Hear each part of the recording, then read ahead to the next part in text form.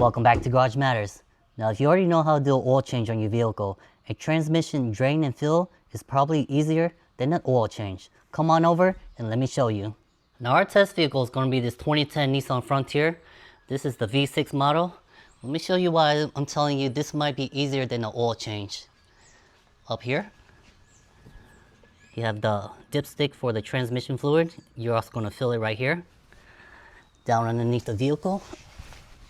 Okay.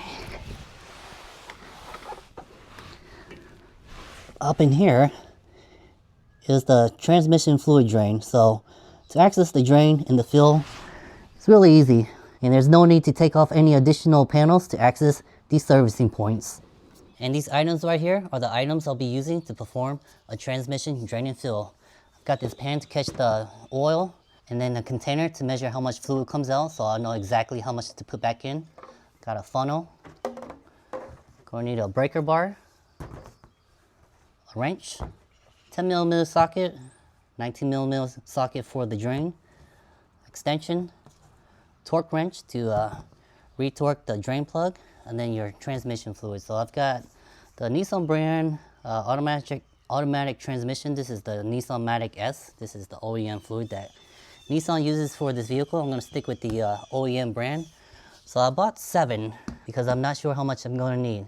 Some people have been telling me between 3 and 5 quarts, so I went ahead and got 7. Now let's take a look at this invoice. I bought 7 at a price of $18.39 each for a total of $128. So this is how much I spent for 7 quarts of this automatic transmission fluid. And that might sound like a lot of money, but it's definitely going to be cheaper if we do it ourselves. Now let me tell you why I'm doing this transmission flush. I've owned this vehicle for over 14 years now, and it has over 145,000 miles, and I've never changed the transmission fluid. And when it comes to the interval cycle of when you're supposed to change the fluid, it really depends on your vehicle, so you make sure you check the owner's manual so you can figure out the interval cycles. And even though I've never changed this fluid throughout my years of ownership, I have used this vehicle to tow boats, to tow the Celica, and to tow a Nissan Skyline GTR. So when it comes to putting a load on this transmission, this truck has really seen it all. But I think it's really time to go ahead and change out the transmission fluid. And after a couple months of doing this draining fill, I'll be sure to do a follow-up video to kind of answer some of those questions that are floating out there.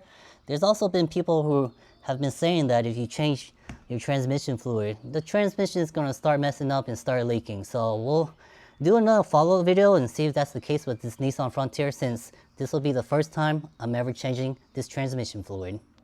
Now, since this is the first time I'm doing this job, I want to make sure that I can refill the contents once they're drained. So I'm not going to drain this fluid first. I want to make sure that I can unbolt this bolt right here to access the filler plug right here. So this filler plug also acts as a level indicator as well. So I'm going to go ahead and unbolt this bolt, see if I can get this out first.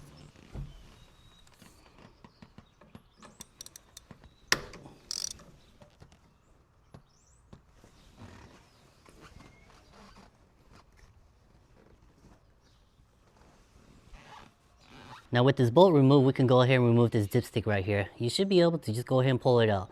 But another reason why I want to check this level is to make sure that it's in the proper levels. That way, when I drain the contents and I remeasure how much I need to add back in, I'll know that it's at the proper level already. So we'll go ahead and pull this dipstick out. Now this engine, I've been running around town to get all the fluids, so there's 2 indicators on here. There's a hot side and a cold side. And here we have a close-up of the hot side. We know that the fluid levels is in the indicated mark right here. So we know once we drain the contents and measure the exact contents to put back in, it'll be good to go. Let me flip this around so you guys can see the cold side. And here's the cold side level indicator. This is if your engine is cold. Now we know that the fluid level inside the system is correct. We'll go ahead and put this dipstick back in here to cover up the drain fill right here, so nothing goes inside this filler hole right here. We'll leave that like this for now. We'll go ahead underneath the car, start draining the contents. Now my catch pan, this is just a regular oven bacon foil pan, but I got the extra strength one. That way, once the fluids get in here, it's not gonna burst open. The reason why I'm using this instead of my other oil container is because I want to capture the exact quantity. And I know this is clean, so I'm gonna use this to catch the contents coming out of here. So for this process, you're gonna need a 19mm socket. It's probably best to use a short socket because of this crossbar right here. We'll go ahead and put this breaker bar underneath here, break the torque, and start draining the contents.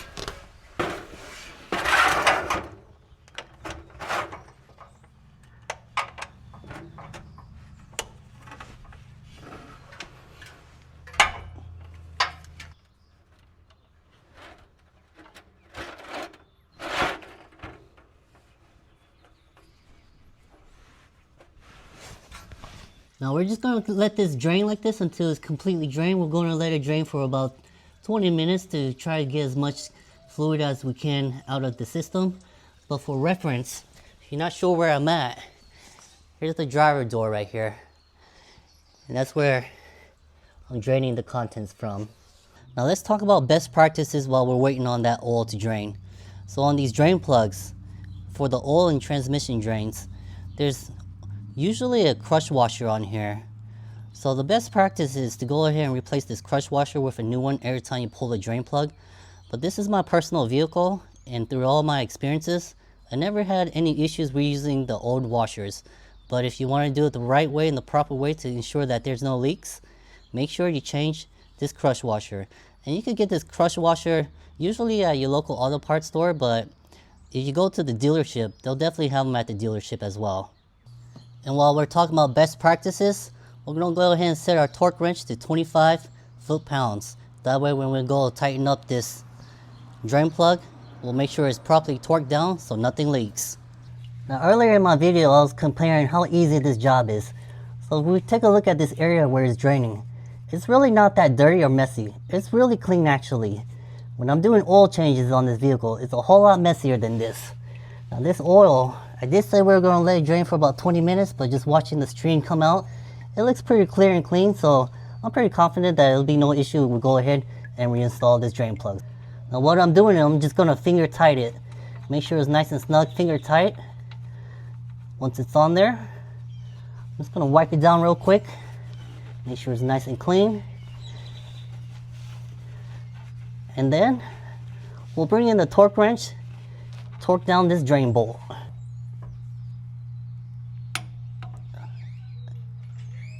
Now with this drain bolt torqued down to 25 foot-pounds, we want to make sure that this area is nice and clean and dry right here. That way when we come back and inspect it later, if there's any wetness on here, we'll know that it's leaking and we'll go ahead and retighten it down. Now what I'm doing is I'm just going to pour this fluid into this container right here so I can measure exactly how much fluid I need to put back into the system. Hopefully this fits. Alright, so it looks like it's gonna fit. Now let's go ahead and take a Sharpie and then just mark the level right here. So when we pour this out, we can put the fresh fluid in here and measure just how much we need to put in here to fill up the system.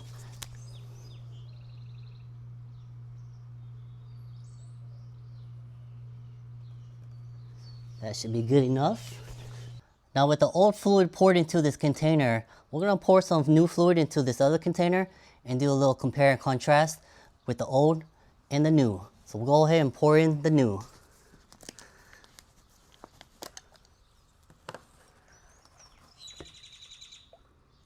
Now with the new transmission fluid over here, you can tell that it's definitely a whole lot cleaner compared to the old one. This old one is really dirty and you can't even see through it. It's almost a black color. So this is how your new transmission fluid is going to look like. It should be nice and clear like this. Now even though the old transmission fluid over here is really dirty like this, I've never had any issues with this transmission as far as it being under a load. Towing these boats and these cars on these car haulers, I never had an issue going up the hill or down the hill. This transmission always shifted as it was supposed to. Now with the contents drained out of this container, before I start wiping it out, I just want to take a look down here. Make sure that there's no metal shavings down here. The reason why I'm looking for metal shavings is to make sure that the synchros inside the transmission are still good. I'm just going to do like this, take a quick look, and when I was pouring it out, I didn't see any metal shavings in here. So I know that the transmission is still in good condition. I'm going to go ahead and wipe this container out and fill it up. Now with this container filled with the new fluid, we filled it back up to where we marked it up here, so we know that this is the correct amount that we gotta pour back into the system. So for this system, on this Nissan Frontier, what I drained out was 3 quarts and about half a quart. So about 3.5 quarts is what you're gonna need for a Nissan Frontier, but it really depends on how much your vehicle drains out. So 3.5 quarts for my Nissan Frontier. We'll go ahead, put this funnel back inside this engine into the fill port and pour this back in. Come back over here, pull out the dipstick. I'm gonna set it to the side over here. Grab a funnel. And we're just gonna put this funnel inside the fill port right here. It's nice and snug, and then we're just gonna fill it up. And we wanna make sure that we support the funnel so it doesn't slide around and spill everywhere. So we're going ahead and just pour it in here nice and slow. Then we're gonna grab the dipstick, put it back inside the hole again. And then we're gonna just use the bolt that we removed earlier to reinstall this bolt right here. So this bolt is just pretty much reverse order. We're just gonna put it back in here.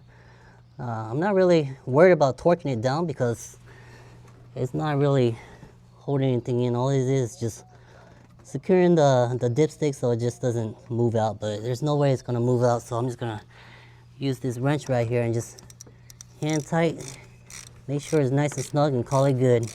Now with the fluids replaced, we'll go ahead and check underneath the vehicle, make sure nothing's leaking from the drain bolt.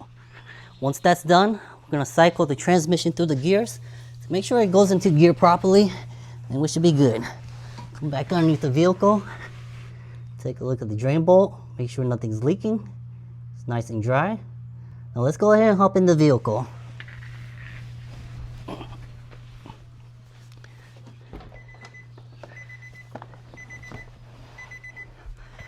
Now what I'm going to do is I'm just going to put it to the on position. That way I could use this gear selector and go through all the gears before I start the engine. Reverse, neutral, drive, and back to the reverse.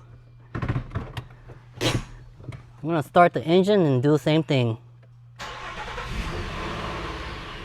Leaving for park, go into reverse, make sure it goes into gear, go into neutral,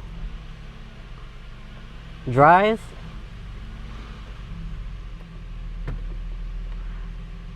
D2, and D1. And then I'm just going to do the same thing, go back in reverse order, make sure it goes into all the gears.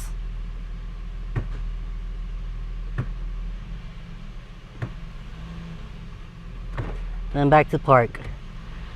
Now as you can see, depending on your vehicle, a transmission drain and fill might be a whole lot easier than doing an oil change. And around $18 a bottle, I use 3.5 quarts, so roughly around $60 to do my own transmission drain and fill. Now I did buy 7 of these, so I have 3.5 bottles left, so next time I go do this job again, I don't have to pay any money. And if I was doing this job without having to record everything and all the steps that I was going through, this job probably would have took me maybe about 30 minutes tops. Once again, these are things that you could do in your very own garage.